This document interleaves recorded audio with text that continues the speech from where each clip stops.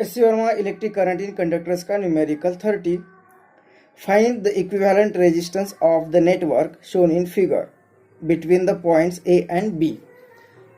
तो यहाँ पे इस तरह की एक फिगर दी हुई है और हमें इक्विवेलेंट रेजिस्टेंस फाइंड करना है. यहाँ पे 3 रेजिस्टेंसेस है आर के, लेकिन उनका कॉम्बिनेशन कुछ अलग है, तो हमें इक्विवेलेंट रेजिस्टेंस फाइंड करना है. तो यहाँ पे एक ए टर्मिनल है और यहाँ पे बी टर्मिनल है, उनके बीच में ए सिस्टम होगी. अब ये जो रजिस्टर है यहाँ पे, इसका जो इस रजिस्टर का ये जो पॉइंट, इसे 1 नंबर देते, इसे 2 कहते, इसे 3 कहते, इस टर्मिनल को 4 कहते, यहाँ पे इसे 5 कहते, इसे 6 कहते. अब इससे इस डायग्राम को रिड्रॉ करते हैं, तो ए से जो टर्मिनल आ रहा है इस रजिस्टर के 1 से कनेक्टेड है. मतलब ए से जो टर्मिनल आया ये यहाँ पे इस रजिस्टर के 1 से कनेक्टेड है, मतलब ये पॉइंट 1 होगा. अगर ये 1 है तो ये 2 होगा.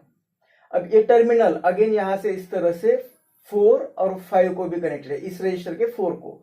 मतलब यहाँ से अगर ये रजिस्टर निकालते तो ये आएगा 4. अब ये 4 है इस रजिस्टर का, तो ये आएगा 3. और ये टर्मिनल यहाँ पे 5 को भी कनेक्टेड है, इस रजिस्टर के इस टर्मिनल को, मतलब 5 नंबर दे दिया. मतलब ये यहाँ से इस रजिस्टर निकाला तो ये 5 टर्मिनल होगा. ये 5 है तो ये दूसरी साइड 6 होगी.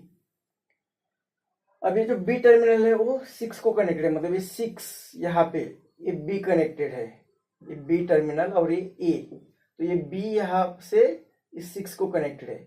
ये बी अगेन यहाँ पे 3 से कनेक्टेड है, मतलब ये 3 है तो ये बी यहाँ पे भी कनेक्टेड है.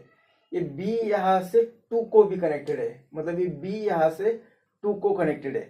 मतलब इस फिगर को इस तरह से रिड्रॉ करते हैं तो हमें इस तरह से फिगर मिल रही है कि ये तीनों रजिस्टर्स है वो पैरेलल कॉम्बिनेशन में है. तो इसका इक्विवेलेंट रेजिस्टेंस हमें पता है, R equivalent is equal to होता है 1/R1 plus 1/R2 plus 1/R3.